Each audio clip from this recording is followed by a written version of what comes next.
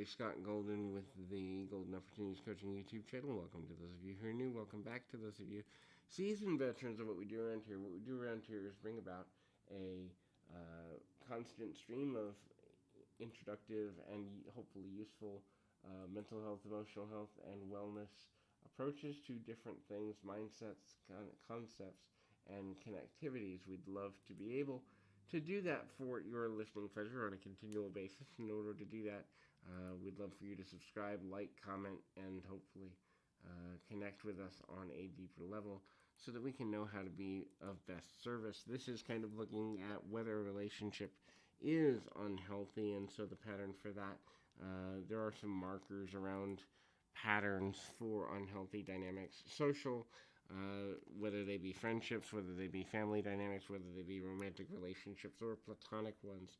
It doesn't necessarily matter how long they've lasted. These are unhealthy patterns that develop over a series of good bit of time, and ultimately, kind of see whether these patterns are presenting themselves in a way that's holding you back or leading you in a direction of an unhealthy dynamic. In any event, the nature of things, if you are looking at kind of making healthier choices relationally speaking, would love to be of assistance to you. Please feel free to reach out at PO Perception, and that translates to you can do that on Twitter, or you can do that here in the About Me section of this YouTube page.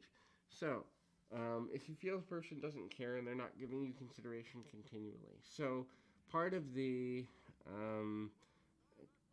connective nature of things is that we need a person to be at least partially empathetic to the idea of what our needs portfolio is on a reasonably consistent basis to be able to build the relationship in a meaningful way. Without the ability to have empathy, without the ability to express empathy or have it expressed in our general direction, lots of problems can persist in an unhealthy way, and eventually we will burn out on the level at which we're willing to engage with a person, because if we don't feel that they are caring about us or concerned about our well-being emotionally, mentally, spiritually, whatever have you, then there are problems that will persist through that process continually in a manner that is most unhealthy.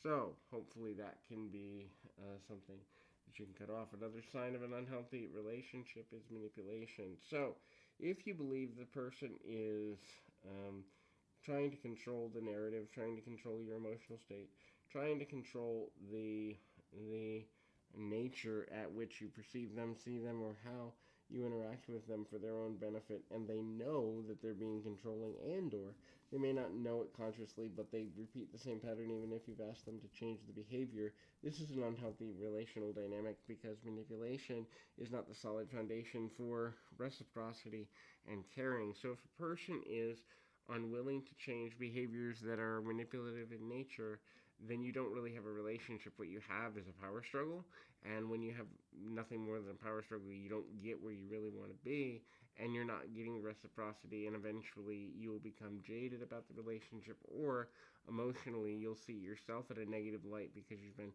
gaslit into believing you have less value than you actually do.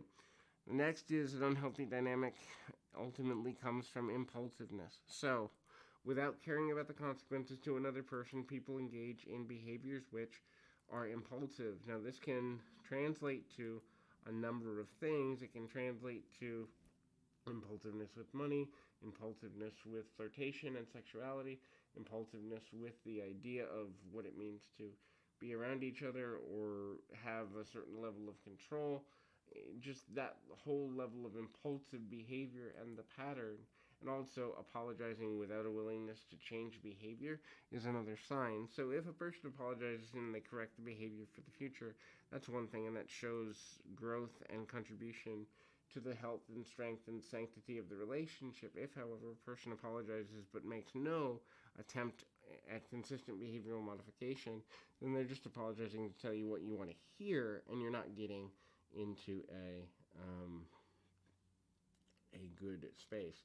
The next thing is if they're bottom line motivated. So if you can see that the only thing a person truly cares about is the control of the perception that you have of them or that the world has of them, and they're only connected with the bottom line, you have to understand that that's a form of manipulation in order to create both unhealthy dependencies as well as an interesting external narrative which will eventually lead a person to um, be able to create a public image and or a relational image which may not be true to the form of who they actually are. And so if you find that a person's image of who they are in public and who they are behind closed doors, or who they are online and offline, or who they are around different social groups is constantly altered, then you can ultimately lead to an understanding within yourself that they may be an unhealthy person to be around in the short or long run of things. The next is triggers. So, claiming they have triggers that are constantly moving or ever changing, that is, using knowledge of mental health in order to manipulate a situation, but also knowing that something bothers or triggers you and not really caring about the consequences to you as a person.